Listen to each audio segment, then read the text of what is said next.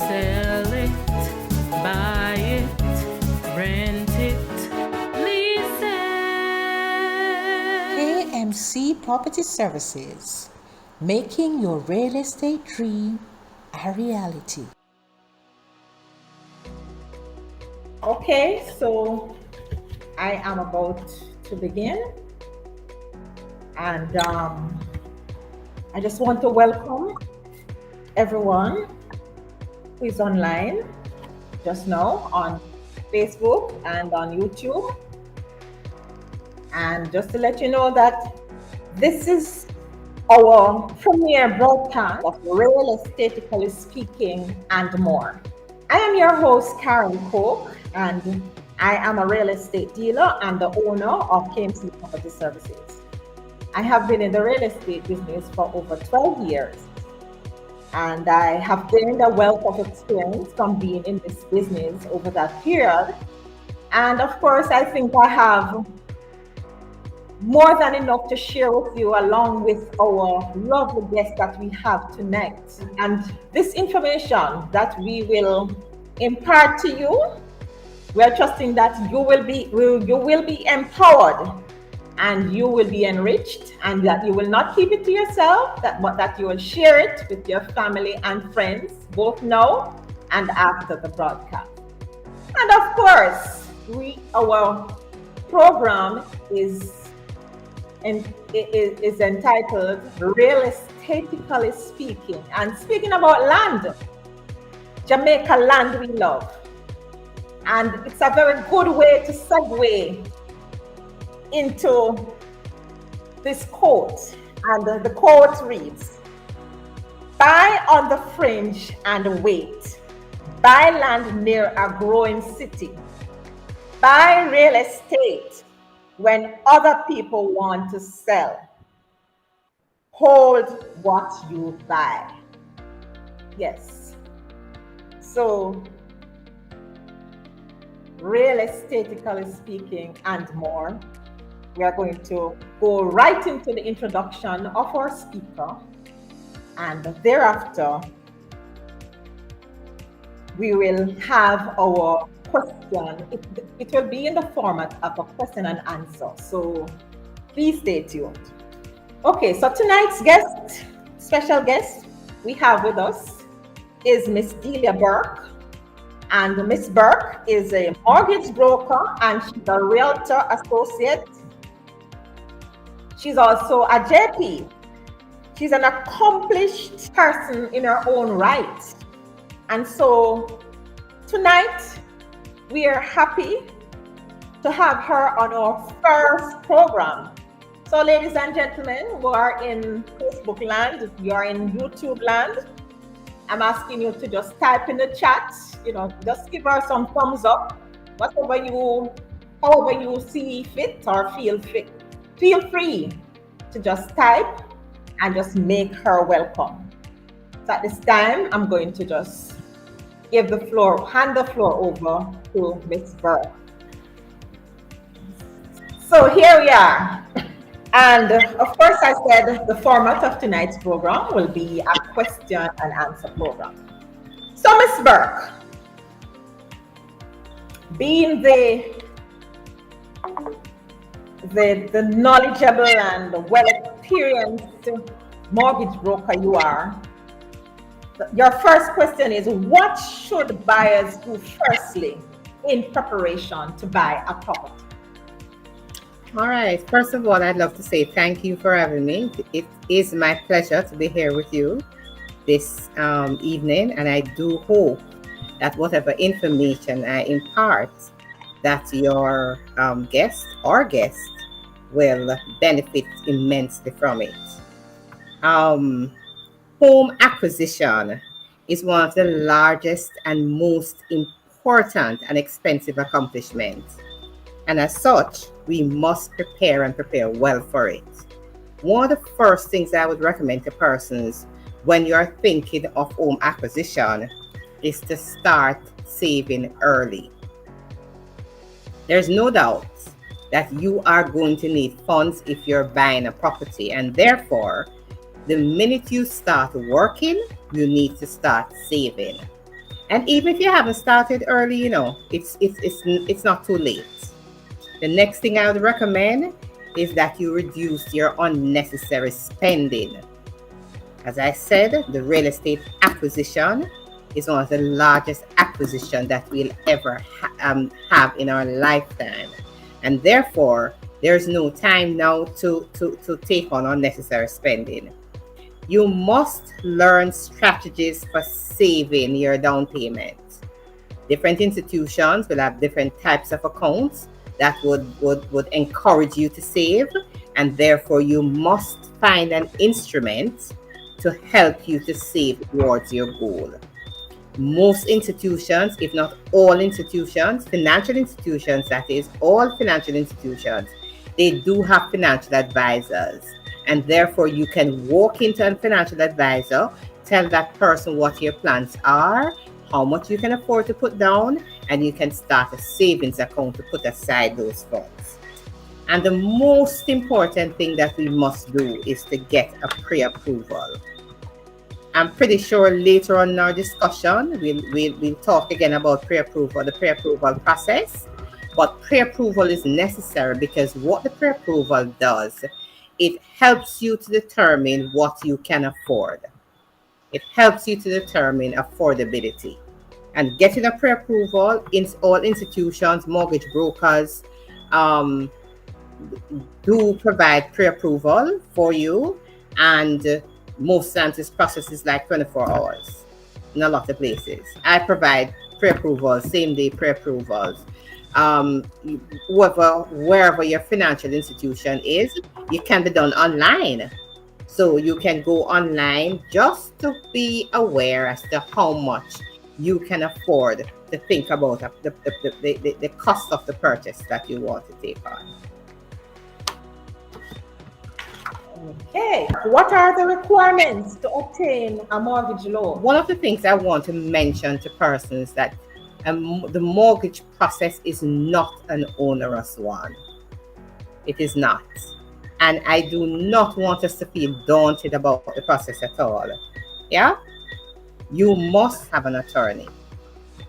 Yeah? One of the most important things that we look at is your ability to pay, which is your income. So your income, your credit rating, your credit score is required. Of course, the income is broken down in different parts because we require your pay slip, we require your income letter, we require your, if you're abroad, your W-2 for the US, the P60 for the UK, or any other form of document that accumulates your total income for the year. And also we require your bank statement to show that the income that your pay slip says you earn goes into an account. Yeah? So most importantly, as I mentioned, is your proof of income. You need proof of age, because your proof of age will determine how long we can give you to repay that loan. Yeah? Of course, there are forms that in all institutions will have for you to complete, your application form and other forms.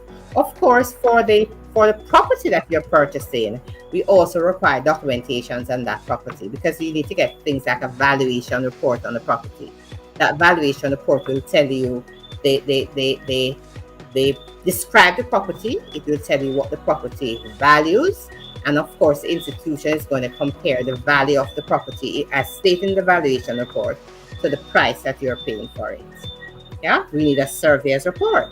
A surveyor's report is a report that shows you how your land, the shape of the land, and if there's a house, how it sits on that land. So it's really just a sketch of what the property is like. Of course, copy title, but a lot of these documents that we're mentioning now are documents that the attorneys will provide. So for you personally, all you need, proof of income, proof of age, importantly a TRN. You must have a TRN number. All persons who are purchasing properties in Jamaica are required to have a TRN number, and The application for the TRN is very easy. If you reside abroad, you can go online, download that form, get that form notarized, get your ID notarized, and just send them to Jamaica. Of course, someone has to pick it up, so you need to give authority to the TRN department to give that TRN to someone else. So those are the major documents that you require. Okay. Thank you so much for that, Ms. Burke. So we'll go on to our next question. And this one is, if the buyer doesn't wish to use a realtor because he or she is buying the property they're currently renting, what advice would you give him or her?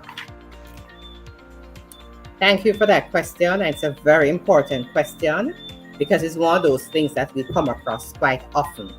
One of the main things I would recommend to that person is that they secure the services of an attorney, because this process is a very important one. Not because you're buying from this person that you know for 20, 30 years, it means that you should not get an attorney. So you must secure the services of an attorney. And try not to use the same attorney as the vendor. One of my philosophies is that one person cannot talk to both sides of their mouth, and therefore you need to have independent attorneys in the process. Do not pay funds directly to the vendor. Sometimes you know the person and they will say, give me $1 million now and then we will do the transaction. No, all funding must pass through your attorney. Sometimes they want to give you a vendor's mortgage. It is something that you have to consider carefully if that's what you want to do, because you can walk into an institution and get a regular mortgage. So importantly, 4 things: secure the services of an attorney. Do not use the same attorney as the vendor. Do not pay funds directly to the vendor, but through your attorney. And reconsider the option of a vendor's mortgage, because this is always recommended to persons. Okay, very important. All right, so our next question is, what if the buyer is saying that they can't afford the deposit and or the closing costs? What advice would you give them? This is a very, very important question, because we find a number of persons have not prepared themselves for the purchase process, and therefore oftentimes they have excellent income where they can pay the mortgage, but they cannot find their deposit and their closing costs. Of course, one may ask, can I get into a transaction without paying a deposit? And the answer is no. The person who is selling the property, they have expenses. And of course, if you're selling something you don't want to pay to sell, only 5% is required for you to pay down. And this 5% is a cost that is used by the attorney to defray the cost that the vendors would have. It was quite recently that it was reduced from 10% to 5%. And as a result of that reduction, what we saw happening is that also other costs went down. So it magnifies the importance of saving, because a minimum of 5% is needed. Remember, we spoke about the very first question, what we should do, start saving, because you need 5%. Institutions from time to time may offer a 100% mortgage, because you have institutions now who are offering 100% mortgage. If the institutions offer you 100% mortgage and you pay down 5%, then you can get back that 5% that you have paid down. Sometimes you can have arrangements. I see now where the National Housing Trust, they're able to give persons money towards the deposit and the closing costs. And all they do is write a commitment letter, give the vendors a commitment letter to pay. So even if you don't pay that 5%, the NHT will pay that 5% for you, as long as you have that funds available. Yeah. So the NHE can offer you a deposit. Institutions now are offering you an unsecured loan outside of your mortgage loan. Institutions are doing that too. So they look at your income and say, oh, but this person can afford to pay a mortgage and pay another loan, and they can offer you that 5%. Bear in mind that even when you pay down 5%, institutions can give you 97%. That is what is happening now, especially at Victoria Mutual. They offer you a 97% loan. So even if you pay down 5%, the additional 2% that you're getting in the form of a loan can go towards your closing cost. I hope I answered your question, Ms. Cole. Yes, definitely. Definitely. Thank you so much for that. What are the associated mortgage costs? As I always say to persons, the process of buying a property is not an onerous one. We are very transparent and we give you all the costs upfront that you would incur. Of course, we spoke about the 5% deposit that is required. There are other costs that we call closing costs, and that it is broken down in different components, some of which you may not have to pay upfront depending on the arrangement that you get in. So, cost. The additional cost will run you about 8% of the purchase price, and it includes closing costs, which is a transfer cost and registration cost. And I should go on to explain to you that the transfer cost and the registration costs are all government components. So the transfer will be taking it from the previous owners into your name, and that cost is shared. Some of that cost is shared. There's also a registration cost, and that registration cost is the amount that you would incur to register your mortgage on the title. Yeah? We talk about prepayable expenses, which is what the institutions would ask you for. Again, this amount you may not have to pay upfront, depending on whether you borrow more than 95%. In the case we mentioned earlier, you borrowed 97%, so you'll have an additional 2%, and therefore it's only the difference that you would pay. And that includes insurance, life insurance, because each mortgager has to be insured, whether for the loan amount or for less, depending on what the arrangement is. There's property insurance if it's a house or a commercial building. There is insurance on that property. Yeah, and that is what sometimes you hear it referred to as escrow. There's a cost to prepare the sale agreement, which is a cost that is borne between yourself and the vendor. So these days I'm seeing a cost of 100,000. So 50,000 will be borne by the vendor and 50,000 by you, the purchaser. And then we talk about a valuation report. Of course, every property that you're purchasing, you must get a report on it, to tell us about the property. And that cost will be borne by the purchaser, and also the surveyor's report, which we mentioned earlier. And the last but not least is your attorney's cost. So these are the associated mortgage costs that persons will call closing costs. They give it a broad name called closing costs. Of course, just to recap, your transfer and registration costs, your prepayable expenses, the cost for the sale agreement, cost for your valuation report, the surveyor's report, and the attorney's cost. Sometimes, depending on the property that you're buying, you may pay some of these costs upfront in the initial stages when you're paying for the sale agreement, or some institutions like Gore will give you the valuation report and the surveyor's report. So depending on the arrangement you get in, you may or may not have these costs upfront. Okay. And that was a mouthful. Of course, So like now, persons to give us a call, if you want clarity on some of the things that we have mentioned. so what I'll ask you to do, just in a little while, you can just type in your contact information in the chat so that persons who are interested in speaking with you further, that they can do that.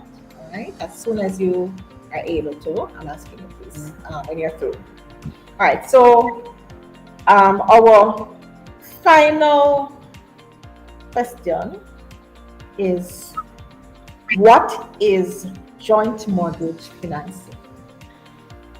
Joint mortgage financing is an arrangement with the National Housing Trust. Each contributor of the trust is entitled to a benefit. The benefit right now is a maximum of 6.5 million. What the trust has said, look here, you are purchasing a property. I may not be able to give you all the funds I cannot give you all the funds to purchase that property, because the maximum I can give you is 6.5. So you may have to go to another institution to get some more funds. And that is the joint mortgage financing. So they're joining with another institution to provide you with the total funding to purchase your property. Most institutions do joint mortgage financing right now. What will happen when you're purchasing? You will just be required to complete a joint mortgage financing application form, and your loans officer, your broker, they will make the application to the National Housing Trust for you. So you don't have to go to the trust to do anything. And what happens when the approval is received from the National Housing Trust? Whatever conditions the National Housing Trust gives on that letter, they'll say a 40-year loan at a rate of 0%, and they'll give you an amount. The institution who is doing that joint mortgage financing must work with those conditions. So they can't increase the amount. They can decrease the amount, because maybe you don't need all of it. But that rarely happens, because we take the full amount from the trust first, which offers the lowest rate, and then the rest from the other institution. They may vary the loan term, because some persons will say, boy, I know I can get a 40-year loan term, but I don't want it for 40 years, I want it for 30. So that can be varied. But the interest rate, they can't touch it at all. And of course, the National Housing Trust gives interest rate 0%. 0% sometimes. Maximum rate they offer is 4%. Yeah. So that is what the joint mortgage financing is about. It allows you to use your NHT benefits and use a benefit from another institution, combine both, and then make your purchase. I mentioned that the joint mortgage financing amount is 6.5 million. But you will find persons who have gotten a benefit 15 years ago, and they can get another benefit now. So 15 years after your first benefit, you can get what they call a home improvement loan. And that also can be applied. The home improvement loan amount right now is 2.5 million. Bear in mind that for each of the 6.5 benefit that you get, the National Housing Trust also offers a 5% that goes towards your cost. So if we're writing an application for you with 6.5 million, we end up doing 6.825 million, adding the 5% to it, because they normally give you an amount that they say can go towards your cost. But because we don't give it to you in your hand, we apply it to the mortgage.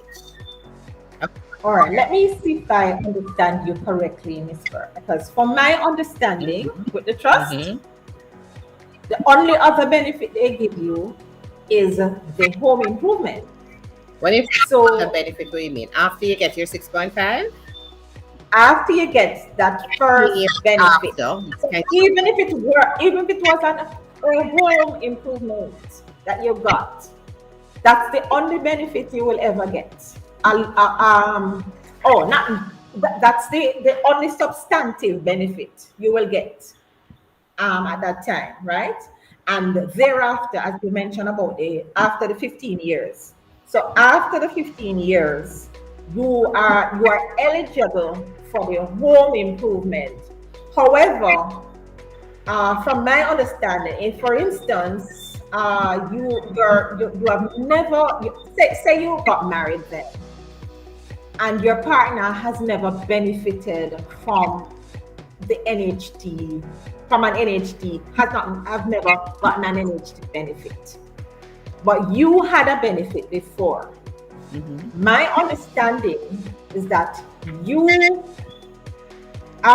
now be eligible for the, once you have passed that 15-year threshold, you would have now been eligible to get that amount, and your partner would be eligible for that 6.5. So that is how I understand how the 6.5, a full benefit of 6.5 along with a home improvement would work.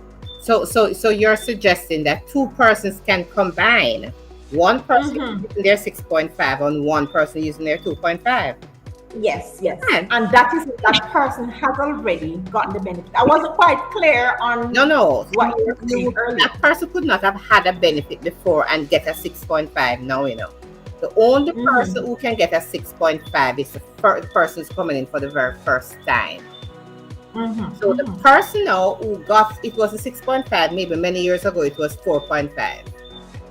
Yeah. Years after, they met a new, like myself, I met a new husband, and we say, oh, we're going to buy a home for both of us. And the husband did not get a benefit before. He could come into that transaction with his 6.5, and I could come into that transaction with my 2.5. So Yeah, but I was just saying that I wasn't so clear how you tied in the 2.5 explanation that you were years giving. after you get one benefit. Okay. Oh, you're just saying that after that benefit, after that first after benefit. you get your first benefit, you can get a second benefit, and the maximum you can get for that second benefit is 2.5 million. And also, I could tell you, Providing it remains at that same ceiling. Because remember the ceiling. whatever the amount is at the time. But that, I mean, in today's Jamaica, their amount is 2.5. Bear in mind too that only two persons can combine to purchase a property. So you couldn't have two sons and your daughter and your sister and your brother and everybody say, all right, we're going to take everybody 6.5 and put it together and purchase one property for 50 million. No, only two benefits. Okay, and that is key for persons to understand. Right. What I'd like to do, Karen, is to give you a very, very quick example of a mortgage of a payment. For example, someone who's borrowing $10 million and they're getting 6.85 from the NHT and 3,150,000 from VM, because this is a joint mortgage financing we're talking about now. They can get a loan term of 40 years because we go up to age 70. So whatever age you are, we add that age, take that age from 70, and that determines the loan term that we can give to you. So this is a very young person can get a 40-year loan term, and they're just 25. The interest rate that we're looking at is an interest rate of 3% from the NHT and 6.95% from Victor Mutual. Victor Mutual's first-time homeowner rate is 6.95. The NHT's maximum rate is 4%. Of course, if you're a government worker, you get 1% less. Depending on the category that you fall in, you can get up to 0%. So, $10 million, where we have 6.85 from NHT and 3,150,000 from VMBS over 40 years, where NHT's rate is 3% and Victor Mutual's rate is 6.95%. That loan payment works out to be $58,000. Okay. Where the principal and interest would be about 44. The escrow, remember I said your mortgage payment can be insurance on property, insurance on life. The escrow for both things would maybe about 12,000 for both. And of course, there's a savings component. Yeah? So everything will come to about 58,000. I had a client recently who she's buying a Gore property, and she is elated because the amount of money that she's paying for mortgage is less than the rent that she's paying now. Yeah. Wow. She's over the moon because her interest rate from the NHT is 0%. interest rate from VMBS is 6.95%, and it comes to less than our current mortgage. So it's something that we all can do. We just have to sit down and determine the how. Indeed, indeed. And there's a topical issue going on right now, but I'm not sure I want to get into it. Because just generally speaking, Delia, because, we are both coming from the financial institution background, and we know from when mortgage rates have been traveling, from when mortgage rates were at 19.5%. So now we are down to zero. Man, aren't we in for some exciting times? And that is the reason why I recommend to persons you just save towards your deposit, because it can be done. You don't have to buy a house to live in. You can buy a house to rent. You can live at home with your parents and you don't have a need to move, but you buy something and rent it. Property values move significantly over time, and therefore you will end up having equity in your property. This is one of the things that I recommend to people that they really need to do. Right. So now is really the time for persons to jump on the mortgage bandwagon, jump on the real estate bandwagon, and really take advantage of these low interest rates. It has never been better. Tune into our live stream, Real Estatically Speaking, with yours truly every second and fourth Friday as of November 2021. You can contact us at the information on screen.